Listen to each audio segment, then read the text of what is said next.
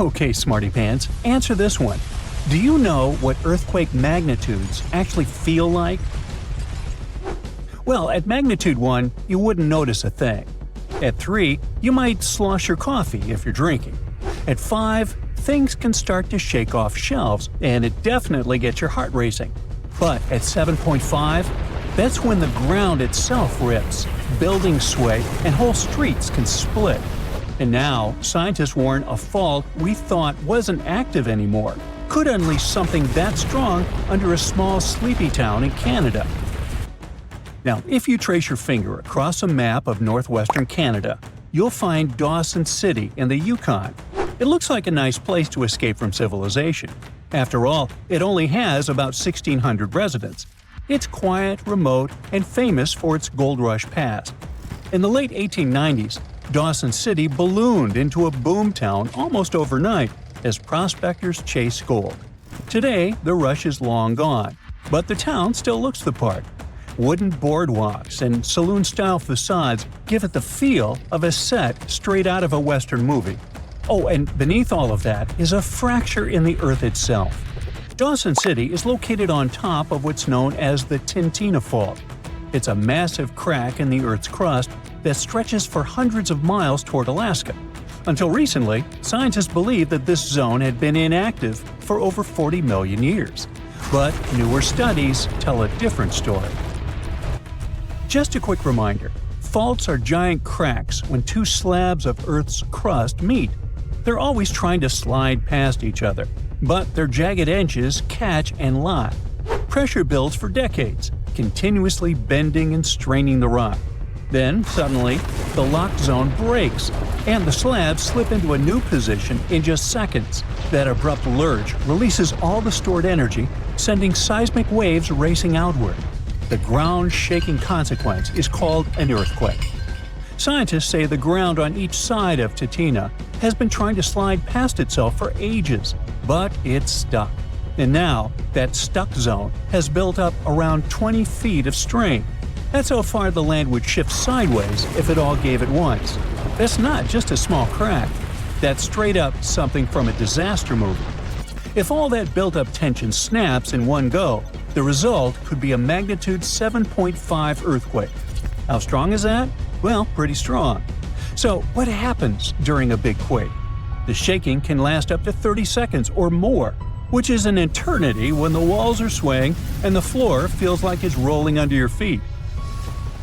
If you're near the fault, things can get really scary. The ground doesn't just shake, it could take a big step sideways.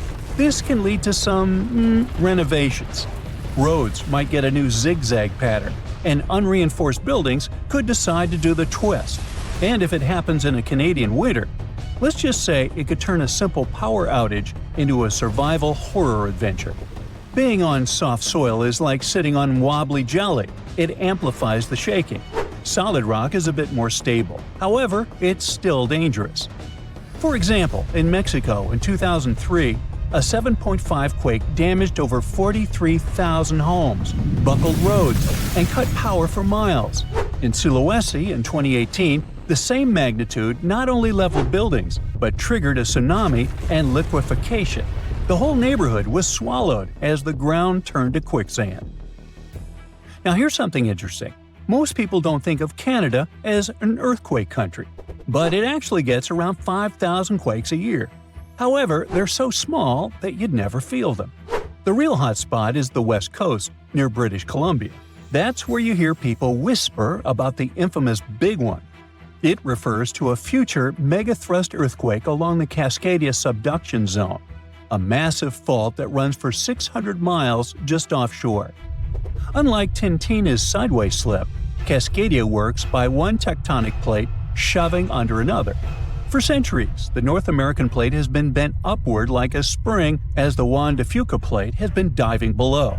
When it finally snaps, that's a magnitude 9.0, more than 30 times stronger than a 7.5. We know it can happen because it already has. The last big one struck in 1700. It was so powerful, it didn't just shake the Pacific Northwest. It launched a tsunami across the ocean that smacked Japan, where villagers recorded an orphan wave with no local quake to explain it. Only later did scientists connect the dots. Now this brings us to the fact that despite all this, the size of the fault, the quiet buildup of strain, and the potential for a magnitude 7.5 earthquake, the Tintina fault isn't even listed on Canada's official seismic hazard map, at least for now. That means no warnings, no color-coded danger zones. And when a fault isn't on the map, nobody designs a building for it. There's no proper preparation. You don't build reinforced structures or have seismic codes, especially when people don't expect that the ground could split open. Now, to be honest, that's not someone's mistake. The fault just didn't show any signs of being active recently. And this part of Canada is really big, quiet, and doesn't have a lot of monitoring. Not until too long ago, people had thought of the Tintina as just a geological oddity, something cool for looking at the past, but not really relevant for the future. For years, the Tintina fault flew under the radar, but that changed when researchers brought high-tech gear. They uncovered subtle but clear land shifts near Dawson City. They looked like scars on the landscape and pointed to past earthquakes, including one that pushed the land nearly 3,000 feet over millions of years. Now, interestingly, newer glacial features showed no signs of disruption, which means the last major quake probably happened right before the end of the last ice age. In geologic terms, that's pretty recent. When scientists lined up those land shifts with the ages of glaciers, the picture was clear. The Tintina fault isn't retired. It's just been on a really long coffee break, and now it's itching to clock back in. That's why researchers want it officially on Canada's seismic hazard map. Dawson City deserves more than a shrug emoji when the ground decides to stretch. The experts are basically playing detective with dirt. They're scanning forests and rivers for faint scars that past earthquakes tried to hide. They're digging trenches like archaeologists with a taste for chaos, flipping through the Earth's diary one muddy page at a time. Every crack, wrinkle, and layer adds to the story of when Tintina last threw a tantrum and how loud the next one could be.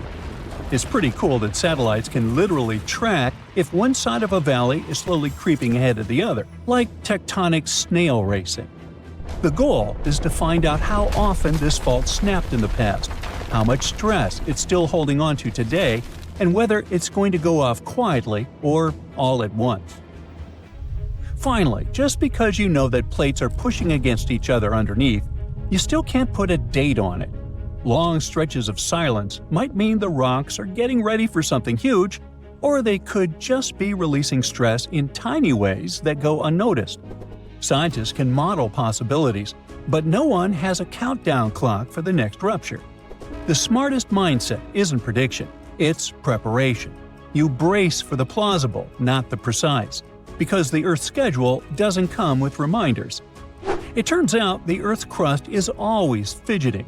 It's just that our maps are a little behind on the gossip. A fault everyone thought was harmless might actually be sitting on a magnitude 7.5 size secret. But don't worry, this isn't a cue to panic. It's a cue to get smart. Better data, sturdier buildings, and a few just-in-case habits.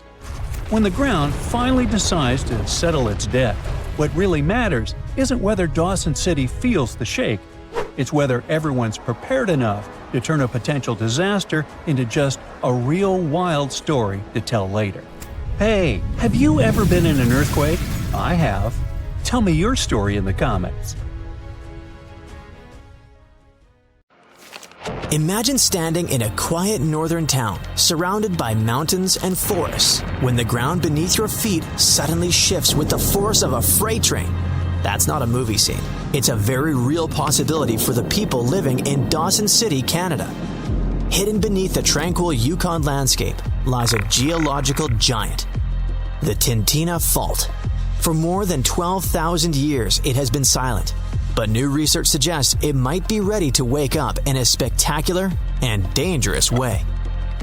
Stretching over 1,000 kilometers from the Yukon into Alaska, the Tintina Fault is like a massive crack in Earth's crust, a boundary where colossal slabs of rock slowly grind past each other. On the surface, it looks harmless, just rugged terrain, rivers, and forests. But deep underground, strain is quietly building, like a spring being wound tighter and tighter. Theron Findlay, a geologist from the University of Victoria, and his team decided to take a closer look at a section of this fault near Dawson City. This wasn't just a casual inspection. They used cutting-edge tools like high-resolution satellite images, aerial surveys, and LiDAR, a laser-based scanning method that can reveal subtle changes in the ground's shape. What they found was unsettling. In one location, the ground was visibly displaced by an astonishing 1,000 meters, evidence of a long series of powerful earthquakes millions of years ago. In another area, they spotted a smaller but still significant offset of about 75 meters, likely caused by more recent quakes, roughly 132,000 years ago. Since then, nothing major. At least, nothing visible. And that's exactly the problem. When a fault line hasn't released energy for thousands of years, it doesn't mean it's safe. Quite the opposite. It could mean that massive pressure has been silently accumulating. Based on their calculations, the Tintina fault has been moving at a slow creep of up to 0.8 millimeters per year. Over 12,000 years, that adds up to a staggering 6 meters of potential movement waiting to be unleashed. If that strain were to suddenly break free, the resulting earthquake could be bigger than magnitude 7.5. For context, that's in the same league as some of the most destructive quakes in history, like the 1976 Tangshan earthquake in China, or the 2010 Haiti disaster. While the Yukon isn't densely populated, the impact could still be devastating, damaging highways, collapsed buildings, landslides cutting off communities, and potentially loss of life. The scientists can't say when it will happen. Earthquakes don't work on a schedule, and predicting the exact moment of rupture is one of geology's greatest challenges. What they do know is that the Tintina fault is in what's called a late stage of its seismic cycle, a point where the risk of a major quake is higher. For the people of Dawson City and surrounding areas, this means living with a quiet but ever-present threat. Emergency planners might advise residents to have evacuation routes, survival kits, and backup communication plans.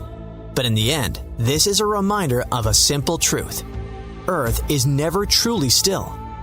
Even in the most peaceful landscapes, immense forces are always at work, reshaping the planet in ways we can't always see, until the day they reveal themselves with a violent jolt. Yet, the story of the Tintina fault is more than a warning.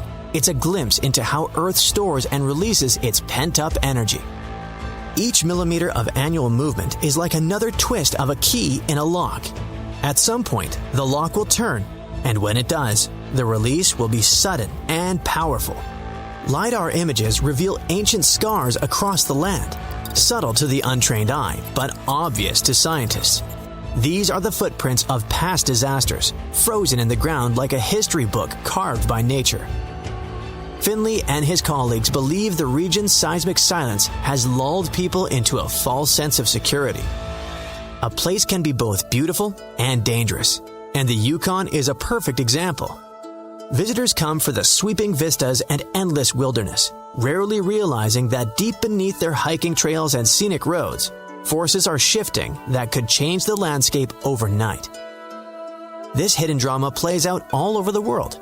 Fault lines in California, Turkey, Japan, and beyond all share one trait.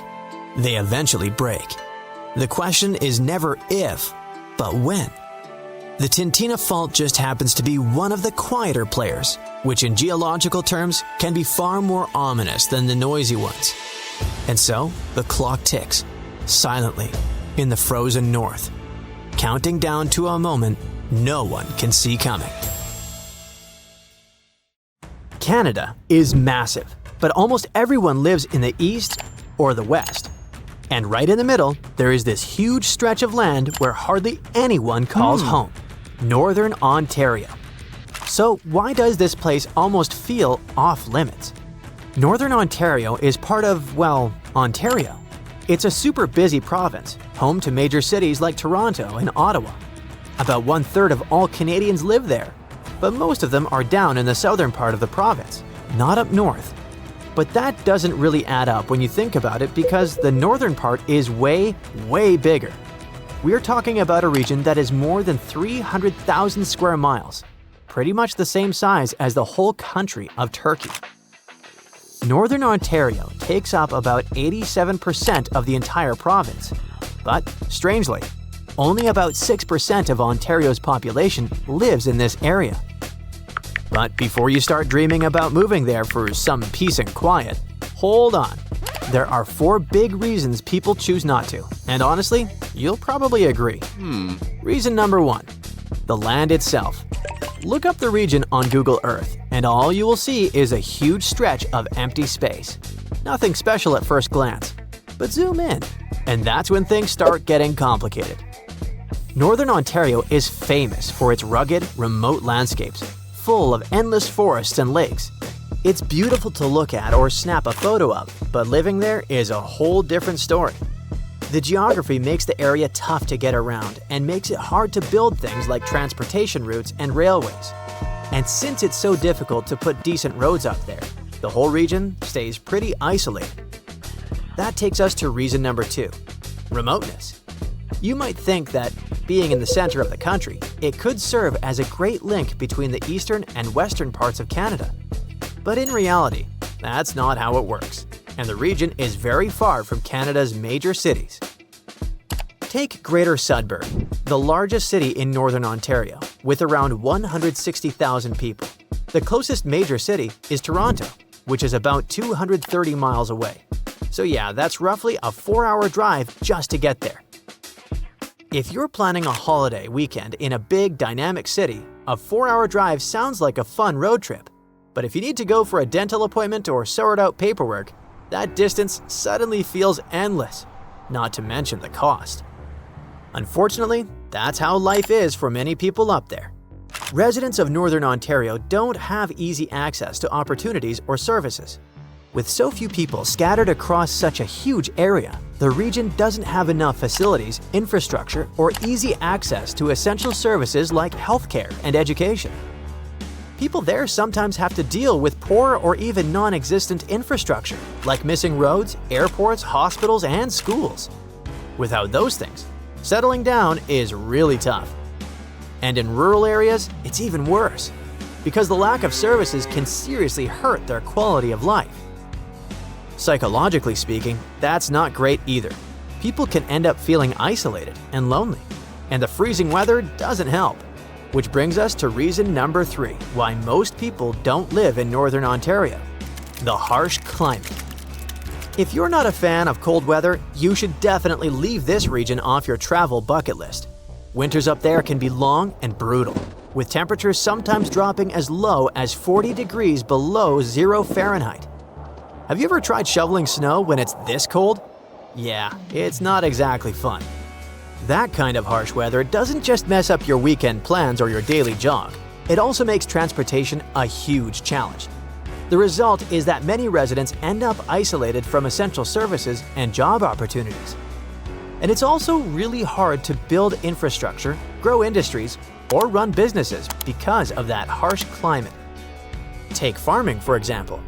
Compared to southern Ontario, the northern region has a shorter growing season and much colder weather. Although crops like oats, potatoes, and green beans can handle the cold, the climate usually limits the variety of things that can be grown. That's why most farms are concentrated in the southern part of the province, and in other parts of the country, like the prairies and Quebec. Anyway, that's just one example of how the climate makes it tough for people to build a strong foundation to support themselves. And that's exactly the 4th reason why Northern Ontario is so empty: the economy. It's not that there aren't any jobs available. In fact, there are plenty. In 2023, the northern part of Ontario had some of the highest job vacancy rates in the country. So unlike in many parts of the world, it's a place where they have tons of jobs available, but no people to fill them. One reason people don't take those jobs is that many of them are older. Just look at Elliott Lake, for example. 42% of the people living in the city are over 65 years old. That's the 3rd highest concentration of older adults anywhere in Canada. But it's not all that different in the rest of the region either. Estimates show that by 2036, people aged 65 and older will make up almost 30% of Northern Ontario's total population. And you see what happens when they hit 65, right? They've got their pensions, and going back to work just isn't on the radar. This problem only gets worse because young people just don't seem interested in living there. Every year, lots of students around 17 or 18 years old pack their bags and either drive across the province or fly across the country to study somewhere away from their northern homes. And many of them don't come back. But that's actually pretty strange considering the region does have a strong economy, especially in mining. Take the Red Lake area, for example. It's packed with gold. In fact, it's home to one of the richest gold deposits in the world and has already turned out over 30 million ounces of the metal. That's definitely helped Canada stay ranked among the top 5 gold-producing countries in the world. Then, there's this region, known as the Ring of Fire. It's centered around McFaulds Lake in the Kenora district and covers about 1,900 square miles. It's rich in valuable minerals like chromite, cobalt, nickel, copper, and platinum. These days, Northern Ontario's mining industry is making a big comeback and attracting new investments. That's happening because the world is suddenly desperately looking for critical minerals. By that, I mean essential elements used in modern technologies like smartphones and renewable energy systems. Minerals like cobalt, nickel, and copper are especially important for making the batteries that power electric cars, for example. So, right now, it seems like the whole mining scene in the region is doing pretty well. But the industry has gone through plenty of ups and downs, with fluctuations and periods of decline.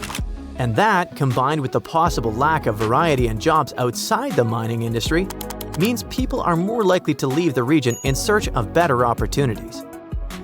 Interestingly though, mining companies are now struggling to find enough skilled workers in Northern Ontario. And that's probably because of all the reasons we've already talked about: an older population, harsh weather, tough geography, and a long distance from major urban centers. So, it's basically a cycle. And local authorities are trying to break out of it by improving infrastructure in the region, offering more incentives, and finding ways to keep young workers from leaving. Some of their strategies include offering cash rewards to people who refer healthcare workers for job openings or providing tax-free payments to help cover higher home energy costs. And there are plenty of other initiatives too. So yeah, with strategies like these, it's definitely possible to grow the population there. And who knows, maybe one day this region could be bustling with people. The floor is lava. Haha, just kidding. But honestly, it's kind of falling apart. You might not feel it yet, but a huge part of North America has already lost 37 miles worth of rock from its foundation. And no, this isn't about earthquakes or giant sinkholes. It's about the continent losing pieces of the very thing that keeps the ground from wobbling around like a bad carnival ride. A team of researchers has just dropped a geological bombshell. Part of North America's ground is thinning out like a very sad, very slow ice cream drip. How do they know? They basically gave Earth a high-tech full-body MRI and created 3D maps showing how rocks once considered indestructible are now melting away into the planet's guts, like an upside-down cheese pizza inside an oven. But to really understand this mess, you first have to meet my old friends, cratons. Cratons are like the roots of the continents. They're thick, tough, and ancient. We're talking billions of years old. These bad boys survived meteor impacts, supervolcanoes, and even the tectonic movement of plates. If the plates got into fistfights, for example, you can bet we would see mountain ranges being born. If they got a divorce, drifting apart from each other, then a whole new ocean would be born. All of these things leave scars on the surface of Earth, but the cratons seem to always remain unfazed, like the cockroaches of geology. And since a craton can basically get punched in the face and feel nothing, scientists always assumed these things were nearly indestructible. But then, a group of researchers took their fancy machines to the test and realized that, wait, the cratons are falling apart? How? Enter the Farallon Plate. a really ancient tectonic plate that started to slide under North America's major plate over 100 million years ago. This is a pretty normal process, actually. It's called subduction, and it's how Earth recycles rocks and keeps itself from overheating. This subduction thing has been happening for so long that, by now, the Farallon is almost 400 miles away from the craton, sitting pretty chill at the lower mantle, weirdly close to the outer core of our planet. But the Farallon has been causing trouble, like that one roommate who moved out but keeps leaving weird stuff in the fridge. You see, as it sinks, it tugs on the bottom of North America's foundation, stretching it out and causing pieces to fall off into the deep mantle. And if that wasn't enough drama, the sinking Farallon has also leaked water and carbon dioxide into the surrounding rocks, making the craton even softer and easier to shred apart. Thanks, Farallon. Very cool of you. By studying hundreds of earthquakes across thousands of monitoring stations, scientists have confirmed the story. Big chunks of continental material are dripping downward, thinning the craton by as much as 37 miles. That's more missing rocks than can fit into a milk carton. Sounds dramatic, right? But don't worry. This is happening at a snail's pace. It'll take millions of years for anything noticeable to happen. Your great-great-great-great few grandkids from the distant future might still be standing on solid ground. But don't get too comfy. This thing may not be an urgent problem, but there's another type of sinking that's happening faster than you can say, "Help!" Here's the thing. By 2050, at least 32 major cities in the US, including New York, Baltimore, and Charleston, could be partially underwater. And guess what? This one is mostly our fault. Scientists noticed that since 2007, some cities have been sinking into the ground between 0.04 and 0.08 inches every year. Charleston, in South Carolina, is pulling ahead in the worst way possible, sinking 0.15 inches annually. Sure, these numbers sound tiny and a bit ridiculous, but Charleston is barely 9 feet above sea level, and a little sinking goes a long way when the ocean is breathing down your neck. On really bad flood days, people there have to abandon their cars and basically swim home. This whole phenomenon is called land subsidence, and when you mix sinking land with rising sea levels, you get a disaster cocktail of flooded streets, salty farmland, ghost forests, and a lot of very cranky homeowners. And it doesn't stop with just homes. Infrastructure like bridges, roads, airports, and power plants, all things we rely on daily, are also at risk of serious damage. Flooded electrical grids and sunken highways could cause billions more in economic losses and create major safety hazards for communities. Now, let's be fair. Not everything is humanity's fault. Some of this trouble dates all the way back to the Ice Age. About 12,000 years ago, massive ice sheets covered the northern US. They were heavy, like seriously heavy. The weight pushed the land down, and when the ice melted, the ground didn't just pop back up like a trampoline. Instead, it started playing a weird game of geological seesaw. The places that were squished started rising, and the places that weren't got pulled down. This whole process, called glacial isostatic adjustment, try to say that 3 times fast. But of course, humans found a way to make it worse. Groundwater extraction is a major culprit. Think of it like pulling the stuff out of the mattress. After a while, the whole thing just sags. In places like California's Central Valley, the land is dropping by up to 8 inches a year because we keep pumping out water during droughts. In cities like New York, the problem isn't just water. Skyscrapers themselves are making it worse.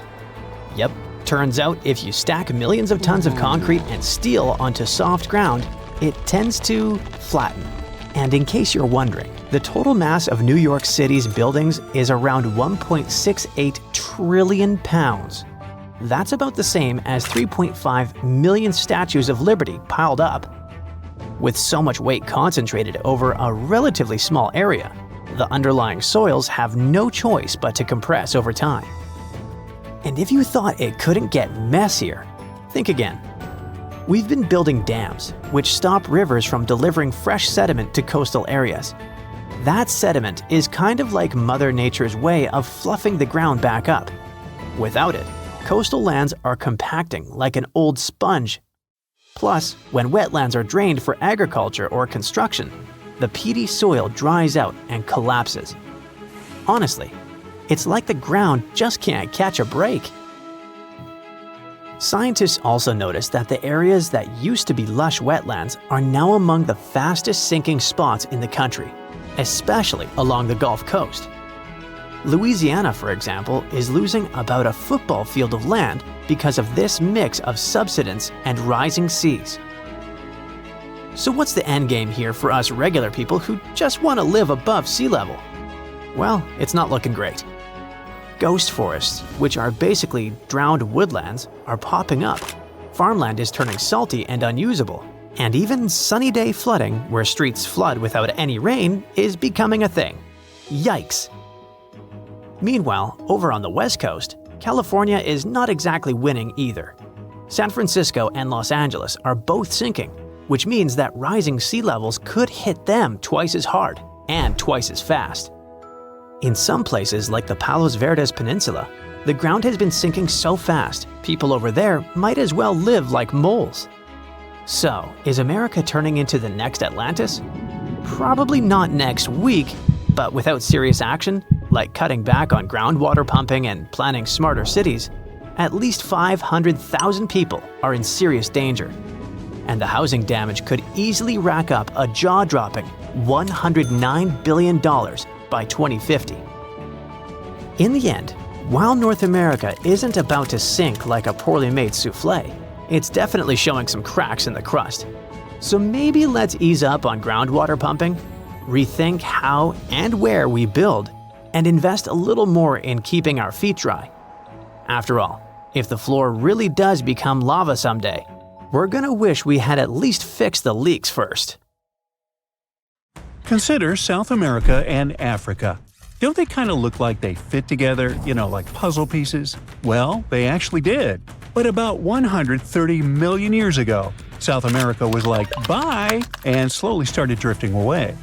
These days, it's around 1,800 miles from Africa, and it's still on the move. Every year, the continent shifts a little more toward the Pacific Ocean. So, how's that even happening? Tectonic plates are constantly moving. That's what makes the Earth's surface shift over time, going from this to what we see today. But those movements happen so slowly that you and I can't see them go. So, no, Brazilians or Chileans aren't out there feeling their continent inching westward. But the numbers don't lie. South America is moving, and apparently all it wants is to get as far away as possible from this massive underwater mountain range called the Mid-Atlantic Ridge. But what exactly is pushing the land toward the Pacific Ocean? It is the heat inside our planet. Way down beneath the ocean, there are cracks in the Earth's crust, and magma, super hot melted rock, rises up through those cracks. When that happens, the magma cools and hardens into solid rock. Over time, this process might build underwater mountains, like the Mid-Atlantic Ridge. And as more new crust forms, it begins to push the older crust out of the way. In the process, tectonic plates and the continents riding on top of them get pushed along. Now, on the other side of South America, over by the Pacific, there is the Nazca Plate. It's heavier and it's moving eastward. Since it is denser, it is sliding underneath the South American Plate. This entire process is called subduction, and it's happening at a rate of about 3 inches per year. By the way, the collision between these two plates is what's behind all those breathtaking volcanoes scattered throughout the Andes, and it's also making the continent move. So, if everything goes according to plan, projections show that South America will end up more centered in the Pacific Ocean in the future. But some models suggest something way crazier. Before we get into that, though, we need to clear something up. Why on earth isn't Africa following in South America's footsteps? I mean, shouldn't it be drifting west too? Well, not quite. Africa is doing its own thing, because it sits on the African Plate. So the Mid-Atlantic Ridge is located between those two continents, and just like it pushes the South American Plate, it also pushes the African Plate, but in the opposite direction. It's like this ridge is trying to split up two ex-besties, you know? But there's more. Africa is also being influenced by the East African Rift. That's one of those massive cracks we talked about earlier, but it's happening on land, which makes it extra dramatic. This is what's causing the continent to slowly split apart. It's a long story, but let's just say the rift is pulling Africa in more directions than South America ever had to deal with. Okay, now it is finally time to talk about that crazier thing that might happen to South America and everything around it in the future. Theory number 1. It could break away from North America. I know, super dramatic, but don't panic. We're talking hundreds of millions of years from now, and I won't be around. You see, both continents are moving in the same general direction, but at different speeds.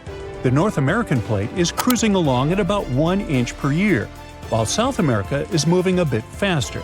So even though they're heading the same way, they are not keeping pace.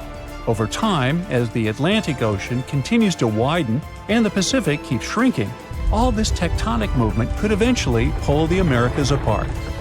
Theory number 2. Marine life could go through some major changes. Right now, the Americas act as kind of a giant wall between the Atlantic and Pacific Oceans. Because of that, sea animals have evolved differently on each side. Take the green sea turtle, for example. The ones living in the Atlantic tend to be bigger and lighter in color. Meanwhile, their Pacific cousins are usually smaller and darker. But if, one day, there is no land blocking these two populations from mixing, they would end up with brand new migration routes, new nesting spots, and a lot more overlap in their territories. Now, multiply that scenario by hundreds of other species, and things could really get shaken up. We're talking about new interactions, unexpected competition, and maybe even the rise of entirely new species. Alright, theory number 3. America might meet Africa again. Right now, the Mid-Atlantic Ridge is busy creating a new seafloor, and because of that, the Atlantic Ocean is slowly getting wider. But in about 125 million years, scientists believe that process could come to a stop. Instead of the seafloor spreading apart, the ocean floor might start getting pulled under the continents. When that happens, the Atlantic will stop growing and start shrinking, and the water section between South America and Africa is likely to be the first part pulled beneath the land. That means the Americas and Africa could meet again. And when that happens, border countries could turn into super shaky places, with earthquakes happening all the time and brand new volcanoes popping up left and right. The eastern United States would no longer be known for the peaceful green slopes of the Appalachians, but for snow-covered giants that occasionally spew lava and ash, more like the Cascade Range out west. Countries would end up with totally new neighbors. Brazil might line up with Nigeria and Cameroon. Uruguay could be sitting right next to Angola. And Argentina might be sharing a border with South Africa. So if these two continents really do merge, how intense would that be? Well, for starters, this new supercontinent would instantly become the biggest one on Earth, about 1.5 times the size of Asia. And chances are, a brand new mountain range would form right where the continents meet, creating a natural border between nations. Being part of the same massive continent could make a lot of things way easier. For one, tourism could totally take off. People traveling between countries by land without needing pricey plane tickets could be a game changer. But it wouldn't stop there. Other types of economic activity could get a major boost too. Now on one side we have South America, which already produces and sells a wide variety of foods, from wheat to bananas, beef, cocoa, soybeans, hey, you name it. On the other side, there is Africa, exporting things like textiles and clothing. That alone would make them a super powerful bloc when it comes to trading raw goods. But can you name another important thing these two continents have in common? Yep, petroleum. Countries in South America, like Brazil, Venezuela, and Colombia, are major oil exporters. And over in Africa, you've got Nigeria, Algeria, and Libya doing the same. Now, can you see just how powerful that kind of union could be? Meanwhile, let's talk about animals. These two massive lands coming together could lead us to wild meetups, like a capybara sharing space with a Nile crocodile, or a sloth seeing a hyena from the top of a tree. This could even lead to new animal hybrids showing up, like a tabby crocodile or a sloth hyena. Okay, those weren't the cleverest names, and honestly, these animals wouldn't be able to mate or even wouldn't want to. But you get the point, right? It's not all positive, unfortunately. New species showing up could become predators, competitors, or even parasites to the native plants and animals. It would take a long time for things to settle into a new balance in those border regions. But honestly, no one really knows how long it would take. The only thing I do know is neither of us will be around to see it, which is okay. At first, researchers thought their cameras were glitching. It was the only possible thing that could explain the weird view in front of them. Scalding water was blasting upward while cool methane was fizzing out right beside it. Such a combo wasn't supposed to even exist, but it did. Scientists were exploring the ocean floor near Papua New Guinea when they stumbled across a weird deep-sea hotspot. It wasn't like any other hotspot. There, super hot and cool methane-packed gas were bubbling out almost side by side. This almost never happens in nature, so the researchers were pretty shocked. They were cruising around with a deep-diving robot, the Rove Keel 6000, poking around underwater volcanoes in a remote island chain. These volcanoes hide all sorts of strange features, but nobody expected to find a full-on hydrothermal vent just tucked down there. Plus, other research trips had passed through the area before and missed it completely. This time, the robot's cameras lit up the seafloor and revealed a bizarre view: boiling vents and cold gas seeping out of the seabed. They were practically touching each other. As you understand, normally these two things show up in totally different places. Hot hydrothermal vents form when underground water gets cooked by magma and shoots upward, carrying minerals with it. Methane seeps, on the other hand, come from cold, mushy layers of sediment packed with old organic matter. This stuff slowly breaks down and leaks out as gas. But at this spot, the geology created a perfect mashup. Under the volcano sits a thick layer of organic-rich sediment. Magma creeping up from below heats these sediments, but at the same time, it also heats mineral-rich water deeper down. So you get two very different fluids, blazing hot vent water and cooler methane gas. Still, both are traveling upward through the same cracks in the seafloor. When they reach the surface, they escape just inches apart. So you end up with this bizarre little neighborhood where boiling mineral water and chilly methane bubbles are hanging out like best buddies. To ocean scientists, this is like discovering a unicorn that can also fly. It's weird, rare, and super exciting. An even more exciting thing is that right next to those weird hot and cold vents, an entire mini-world of creatures has taken over the rocks. The place is packed with huge clusters of deep-sea mussels, long tube worms, little shrimp and amphipods crawling everywhere, and even bright purple sea cucumbers sitting out in the open. The animals are so crowded together that it's hard to even see the rock underneath. Scientists are pretty sure some of these creatures are totally new to science, but they need a special trip just to identify everything living there. The strange mix of hot fluids and methane-heavy gas also changes the rocks themselves. The methane down there is super concentrated, while hot water coming from deeper inside the volcano brings chemicals with it. Together, they create unusual reactions underground. Because of this, metals like gold and silver have built up in the rocks, along with elements like arsenic, antimony, and mercury. It's like a chemical time capsule. The rocks show signs of an older, super hot phase when precious metals were forming. Today, the vents are cooler, but still active. Now, even though this deep sea area is rare and full of life, it isn't safe. Mining already happens nearby, and waste from the huge gold mine on Lahir gets dumped into the ocean. On top of that, companies have licenses to explore the seafloor for minerals and gas. All of this puts the fragile vent community in danger because many of the animals here can only survive in these exact conditions. So scientists are urging for more research and strong protection plans before this one-of-a-kind ecosystem is damaged beyond repair. This underwater treasure needs to be saved before industry wipes it out.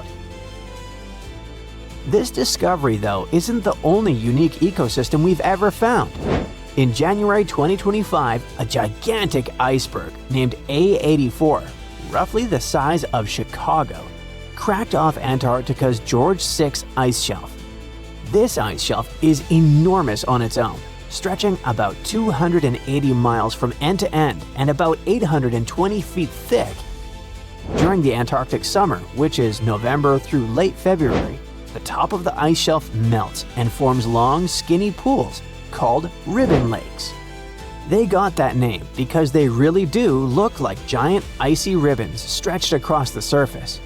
Once A84 broke free and drifted off, it exposed part of the seafloor that had been sealed away under the ice for who knows how long. It was a place absolutely nobody had seen before. A research team aboard the ship Falkor 2 happened to be in the Bellingshausen Sea at the time. As soon as they got word about the iceberg breaking loose, they ditched their original plan.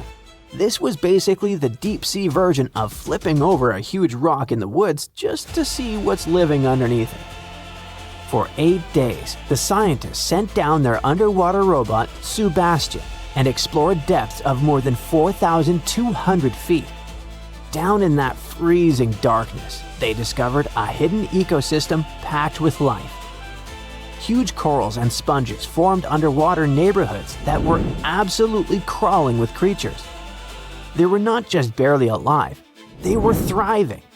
So yeah, the scientists expected to find something down there, but they definitely didn't hope to spot a full-on underwater city of ancient life. There were sea anemones that looked like tiny fluffy trees, sea spiders marching around like creatures from other planets, ice fish, octopuses, and a whole mix of other animals.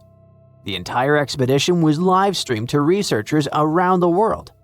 By the way, the recordings are still publicly available if you're interested. Even cooler, the researchers think some of the creatures they saw might actually be brand new species. That's right, genuinely new species in Antarctica in 2025. A few might live only in this one area, and that makes sense because Antarctica is basically its own isolated planet. It's surrounded by the Antarctic Circumpolar Current, which acts like a giant watery moat that has kept the continent cut off from the rest of the world for millions of years. But even if the new species ended up being known ones, the scientists still found some extremely rare animals, like tiny snails, bristly worms, aka polychaetes, little crustaceans, and even the mysterious phantom jellyfish, which already looks like something from outer space. The scientific name for the phantom jelly is Stygiomedusa gigantea, but no one really needs that mouthful, so giant phantom jelly is fine. This thing is massive. Its bell, the umbrella-shaped top, can be more than 3 feet wide. It also has 4 long ribbon-like arms that can stretch up to 33 feet. That's the length of a school bus. Actually, the first one was collected in 1899, but scientists didn't even realize it was a completely new kind of jellyfish until 60 years later. Its body is mostly see-through with a ghostly purple tint, and instead of normal tentacles, it uses those big flowing arms to grab prey and feed itself. Even though jellyfish don't have brains, the way this giant phantom jelly moved caught scientists off guard. It seemed to steer its long arms with surprising control, especially when it drifted through tight spaces near the seafloor. It looked cautious and almost intentional, which is kinda unsettling. Another maybe kinda sorta smart creature lurking in the dark ocean? Great. The researchers also found bristleworms. Officially, they're called polychaetes, but bristleworms sounds way more fun. These worms are common in cold, deep oceans and come in tons of shapes and sizes. Their bodies are made of segments lined with tiny bristles that help them crawl, sense the environment, and defend themselves. One standout is the Antarctic scale worm, which has shiny golden bristles that make it look surprisingly fancy for a creature living in freezing darkness. So, as you see, there are still tons of places and things on Earth that don't seem real or aren't even supposed to exist. And even with our level of technology, we're unlikely to figure out all the wonders the world has to offer in the near future. Hey, quick question. How many continents are there? 7? Maybe 5? There's no correct answer. According to different approaches, the range is between 4 to 7. But it might actually be as many as 8. Chances are, a lost continent has recently been found between Greenland and Canada. This new continent discovery could also potentially be the key to how microcontinents form. What does this all mean, and what makes this hidden landmass near Greenland so important? Now, if you're like me, and if you are, then there's 2 of us, when you hear the word continent, you probably think of land like Europe or Africa, places above water where people live. But in science, a continent isn't about being above sea level. It's about what the land is made of. Earth's outer layer, called the crust, comes in 2 main types, continental and oceanic. Continental one is thicker, lighter, and made of different types of rock, like granite. The oceanic crust is thinner, heavier, and made mostly of dark volcanic rock. Now, the discovery under the Davis Strait between Greenland and Canada appears to be a piece of continental landmass, even though it's under the ocean. Scientists call it a Proto-Microcontinent because it began to break off from a larger terrain millions of years ago, but never quite made it.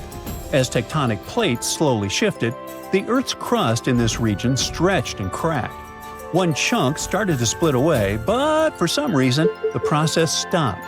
It didn't drift off like a full continent, and it didn't sink like ocean crust either. Instead, it stayed right there, floating beneath the waves all this time. This makes it different from true microcontinents, like Zealandia, which have completely detached and now exist as separate tectonic blocks. Zealandia is a submerged microcontinent near New Zealand. About 94% of it lies underwater, but because it's made of continental crust, many geologists say it qualifies as Earth's 8th continent.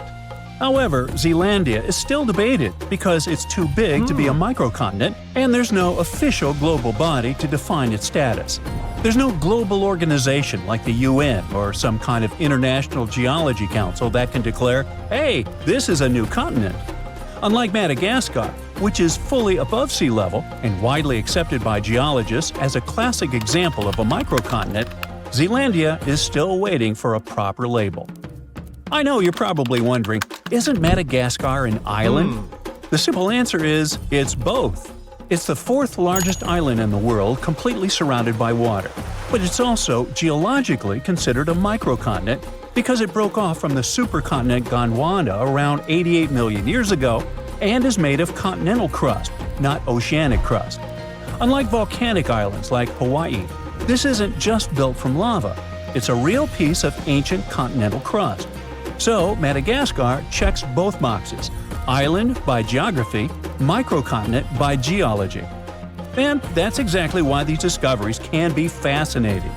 Just like Madagascar stands out above the waves, this newly discovered landmass under the Davis Strait stands out beneath them, thanks to its unusual structure. What makes it stand out is its unusual thickness. Most of the ocean floor is thin, like metal. This is more like packed clay, layered with continental materials. Underneath this cozy comforter, scientists discovered some odd layers of rock, unusual because they're not where they should be. These layers act more like the materials found on continents rather than those typically seen on ocean floors.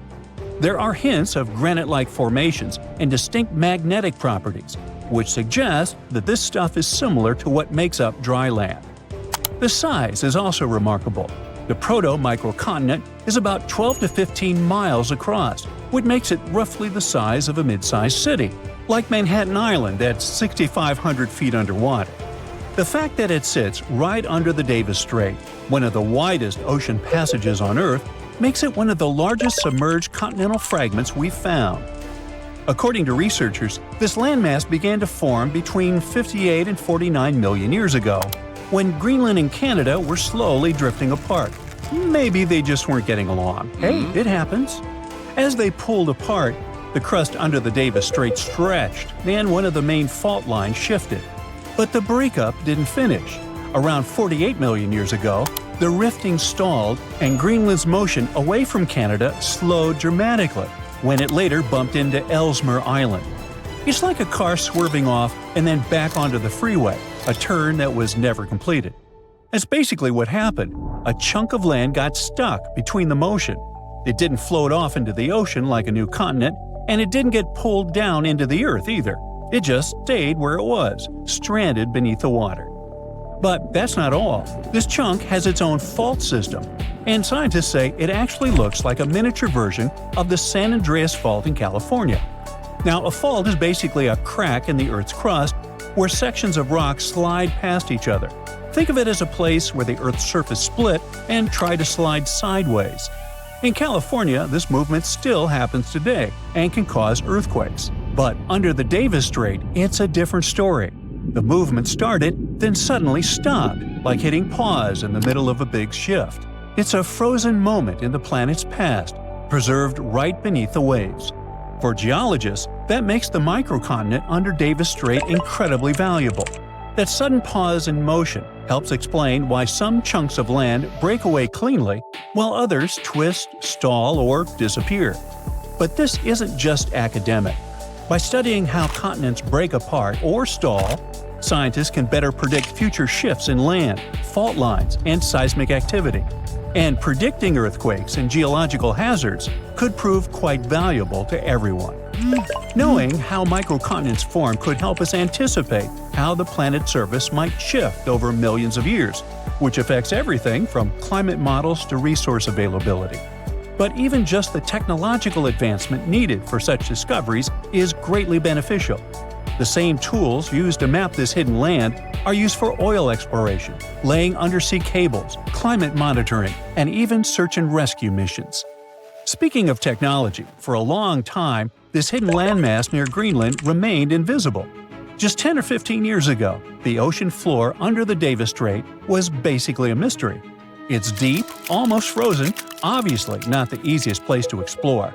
But today, thanks to modern tools, a new continent discovery could be just a matter of time. Scientists can finally see and hear what's going on under all that water. First, they use seismic reflection imaging. That's a method where ships send sound waves down to the ocean floor and record how they bounce back. Various layers of rock reflect sounds in different ways, which helps build a picture of what's hidden underneath. It's kind of like how bats use echoes to see in the dark. Satellites also play a role in collecting gravity data. This may sound strange, but different types of rocks have slightly different weights. Heavier rocks create stronger gravitational pull, and satellites can measure those tiny differences. Another tool commonly used for these explorations is underwater sensors, which sit quietly on the seafloor and listen for natural vibrations, like mini earthquakes or shifts in rock. These vibrations help scientists figure out what the crust is made of and how thick it is. They're basically ears on the ocean floor. They also most likely used AUVs, or autonomous underwater vehicles, basically robot submarines that can scan the seafloor in high resolution, even under thick ice. In any case, scientists are very excited because this new continent discovery is more than just a geological surprise. It's what they call a natural laboratory. The study of the microcontinent Davis Strait offers a rare opportunity to understand how microcontinents form, evolve, and sometimes fail to fully separate. It also reminds us that Earth's crust isn't as neatly divided as we once thought. Beneath the ocean, there may be other hidden landmasses near Greenland or elsewhere, almost continents just waiting to be found. This lost continent of Canada may not have made it as a fully fledged landmass, but its discovery is already reshaping how we view plate tectonics. And thanks to advances in technology, places we once ignored are now offering up secrets about the planet's deep past, and maybe even its future. Oh boy, scientists predict a volcanic eruption that is likely to be one of the most destructive in the history of our species. There's a 1 in 6 chance of it happening in this century, and it could seriously change the climate even more and put millions of lives in danger. Back in January 2022, the Hunga Tonga Hunga Ha'apai volcano erupted in the South Pacific Ocean, creating a huge explosion. It sent tsunamis all the way to Japan, North America, and South America. Tonga itself was hit hard, with damage costing nearly 20% of the country's entire economy. Now, researchers at the Niels Bohr Institute in Copenhagen have studied ice samples from Greenland and Antarctica, and their findings are worrying, predicting potential global volcanic disaster. They say there's a real chance of a much bigger eruption, a whopping 10 to 100 times larger than Tonga's. In the past, eruptions this size used to change the climate and even cause civilizations to collapse. Despite future volcanic eruption risks, experts say the world isn't prepared at all. Michael Cassidy, a volcanologist from the University of Birmingham, warns that no sufficient effort is made to handle a disaster like this. He says that NASA and other space agencies spend billions on asteroid defense. At the same time, a volcanic supereruption is way more likely than an asteroid impact. And right now, there's no global plan for dealing with a massive eruption, even though it's likely to be far more destructive. The last magnitude 7 eruption happened in 1815 at Mount Tambora in Indonesia. Then, thousands of people lost their lives in just a few days. The disaster also disrupted weather and caused food shortages worldwide, affecting millions. That eruption was the biggest in recorded history. It blasted a massive cloud of particles into the sky. Those particles blocked sunlight, cooled the planet, and caused worldwide chaos.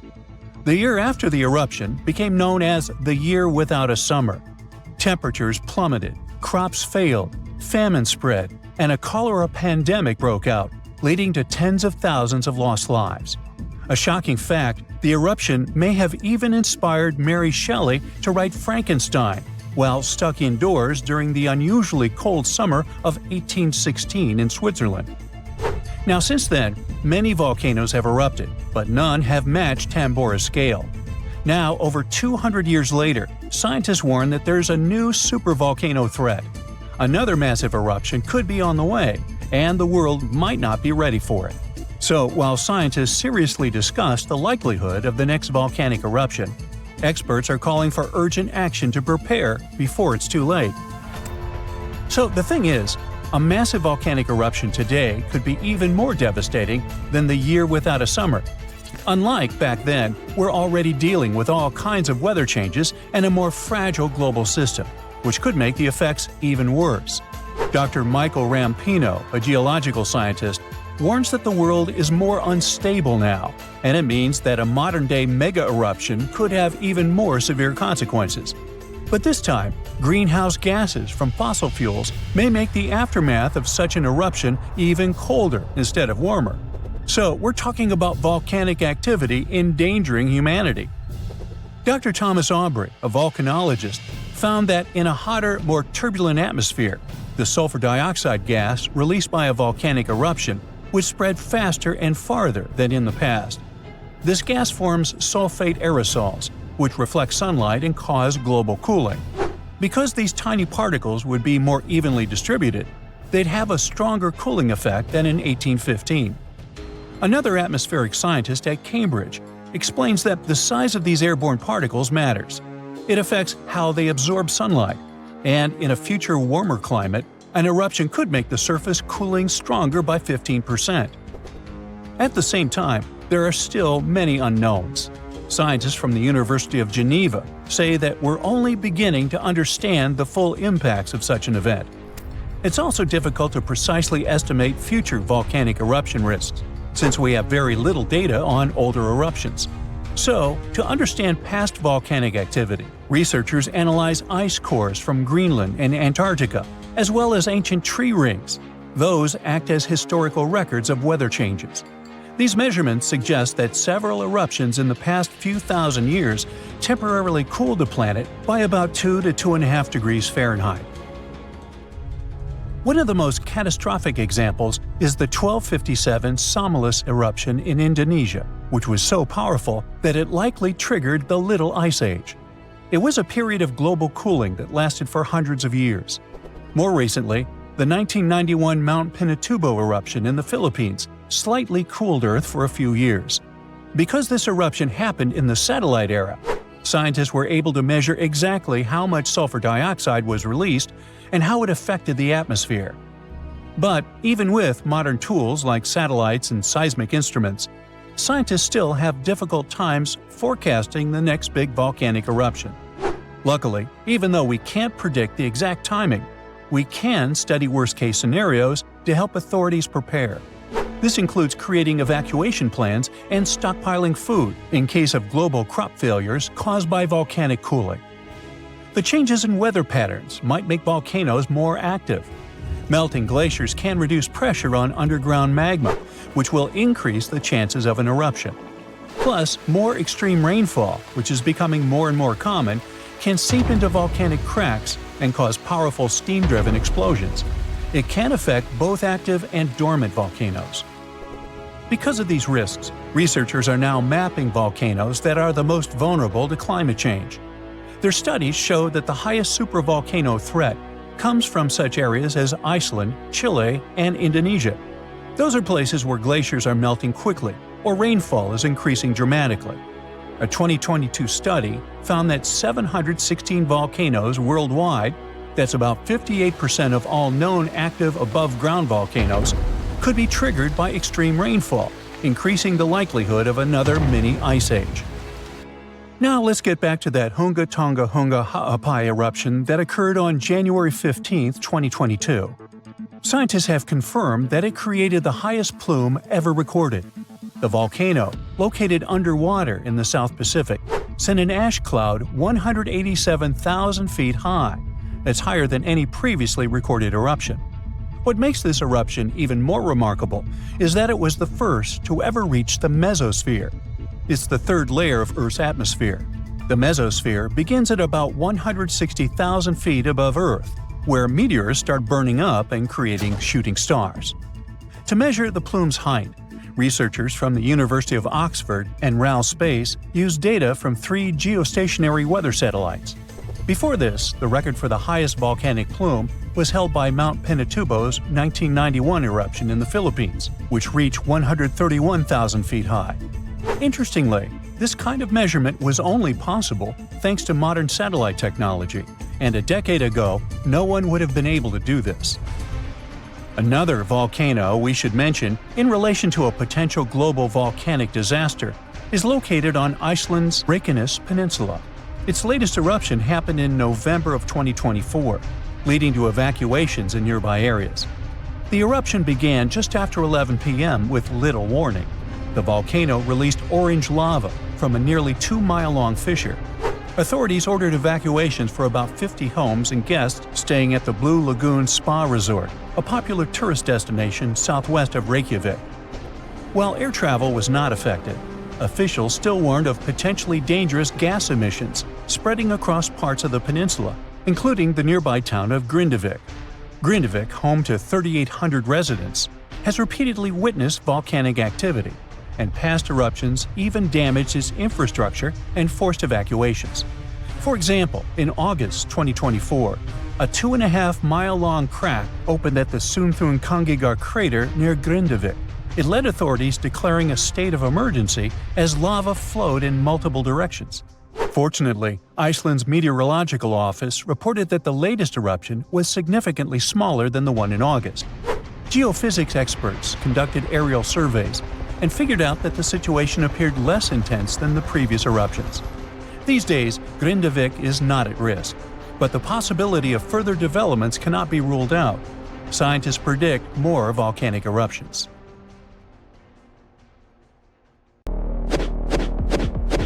Some places don't look important until the world realizes they hold the keys to the future. That's the case with Canada's Arctic. For most of history, it was just ice, snow, rocks, caribou, and, even more ice.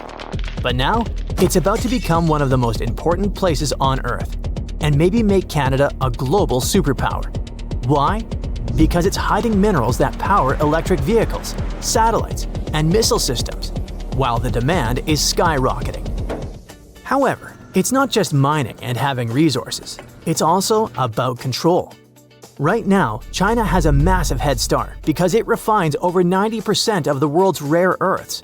That means if you want to launch a satellite, manufacture advanced electronics, or even just keep the lights on in your fancy smart home, odds are you're relying on China. And that makes a lot of world powers very nervous. Because when everything's going electric, the last thing you need is being dependent on your geopolitical rival. So now, the global clean tech treasure hunt is officially on. The US, Europe, Japan, Australia, they're all competing. However, the latest technology and untapped potential might give Canada the upper hand. Canada's had these minerals for decades. But with low prices, tough terrain, and no global rush, they mostly stayed untouched. However, Ottawa is finally stepping up its game. Back in 2022, Canada rolled out the Critical Minerals Strategy with billions in funding and tax perks to get companies digging. There's also plans to build the necessary roads, ports, and power lines to tap into those remote deposits up north. Canada already produces more than 60 minerals and metals, but 31 of them are now considered critical. 6 of those are having VIP treatment: lithium, graphite, nickel, cobalt, copper, and rare earth elements. But digging it up is just step 1. The real plan? Keep it local. Melt that frozen treasure into shiny new batteries right at home. That means not just mines, but also refineries, processing centers, and high-tech factories popping up where there used to be nothing but snowdrifts and silence. While others are talking, Canada's busy paving roads and stringing power lines. Slowly but surely, they're turning snowfields into a high-tech playground. Getting to all that buried treasure used to be nearly impossible. After all, we're talking about land so remote that roads literally stop hundreds of miles too early. The ground is frozen solid for most of the year. And even if you found something valuable, just getting out was a logistical nightmare. So what changed? Canada has an ace up its sleeve. Don't know about you, but I use it mainly for making memes and music. But geologists? They're scanning the Arctic like it's Minecraft with X-ray vision. Instead of drilling blind, they're using decades-old core samples, plugging them into AI, and getting shockingly accurate predictions about what's underground. It's like upgrading from a pirate's treasure map to a GPS that actually says, "Dig here." Companies like Geologic AI and Cobalt Metals are already doing this, pouring data into AI and getting X marks the spot hits for nickel, cobalt, and rare earths. In the Northwest Territories, Canada is running a pilot lab that uses AI and digital scanning to reanalyze decades-old rock samples. The goal is to spot hidden mineral deposits that old methods might have missed without digging a single new hole. All that sounds great, but maybe I made it sound simpler than it is. Digging up the Arctic is a logistical nightmare. For starters, this isn't just a remote patch of land. The Canadian Arctic is huge. Almost half the country, stretching over Yukon, the Northwest Territories, and Nunavut. We're talking about a region larger than India, with fewer people than a small city. Most of it is permafrost, wilderness, or ice-covered islands scattered across the Arctic archipelago. Temperatures go from barely 50 degrees Fahrenheit during summer to negative 40 degrees Fahrenheit or colder, with ground that stays frozen for most of the year. Fun fact, did you know that negative 40 degrees happens to be the same as negative 40 degrees Celsius? It's the one temperature where both scales intersect. They climb at different rates, but eventually cross paths when it gets cold enough. Just a small trivia nugget for weather nerds like me. Anyways, you can't just roll in a truck and break ground in the Arctic. Up there, roads just stop. Want to build something? It can take years, and one nasty winter can put everything on ice. And if you want to continue up north, you need more of everything. More food, more fuel, more machines, which means even more money. Speaking of money, another chilling fact is how much this all costs. Mining in the far north is way more expensive than doing it in, say, Australia or Chile. An AI might tell you where the minerals are, but people and big machines still have to dig, and that costs a fortune. But that's not all. Most of the Canadian North is Indigenous land. First Nations, Inuit, and Métis communities have lived there for thousands of years, and mineral hotspots often sit right on their ancestral grounds. So when Canada talks about unlocking the Arctic, it's not just a question of roads and robots. It's a question of partnership and collaboration. And that's not optional. Legally, projects on Indigenous land require consultation and, in many cases, consent. The good news, some communities aren't just involved, they're leading the way. In regions like Nunavut and the Northwest Territories, Indigenous-owned corporations and world powers are already shaping how development happens on their terms. If Canada wants to pull this off, it's going to need more than tech and funding. It's going to need trust. So with all that in mind, can Canada pull this off? Honestly? With technological advancements and partnerships, it doesn't seem impossible. But Canada isn't just doing one thing right. It's doing a bunch of things at the same time. Let's recap. Hidden resources? Checked. New strategy? In place. Big funding? Approved. AI tools? Deployed. Indigenous partnerships? Underway. Infrastructure? Already breaking ground. It's a snowball turning into an avalanche. Exploration boosts investment. Investment speeds up roads. Roads unlock more deposits. More deposits attract more factories. It's a feedback loop, and if they keep feeding it, the whole Arctic operation could go from an idea to empire faster than anyone expects, giving a whole new meaning to the phrase frozen assets. But this doesn't just help Canada. It could save the US a whole lot of trouble. If all goes to plan, the US won't need to ship rare earths halfway across the planet. It can just look north, wave at the caribou, and get what it needs from its closest neighbor. That's why the US has publicly backed the effort, offering support and funding to help build a trusted North American supply chain. For Canada, this could be the moment it stops being just a supplier of raw materials and starts becoming a critical power broker in the clean tech economy. For the US, it's like discovering your neighbor has been secretly building a battery factory in their backyard while you were building electric vehicles. And globally? Well, the abundance of resources tends to lower the prices, and that's always a good thing for us regular people. Cheaper cobalt, nickel, and lithium mean cheaper batteries, and cheaper batteries mean more affordable electric vehicles, energy storage, phones, laptops, the works. Now, don't get too excited just yet. Like we said, mining in the Arctic isn't cheap, but in theory, once Canada's clean tech engine is fully up and humming, more supply and shorter supply chains should gradually bring costs down. And it's not just about price tags, it's about stability. Right now, if one country cuts exports or gets caught in politics, everything down the line gets shaky.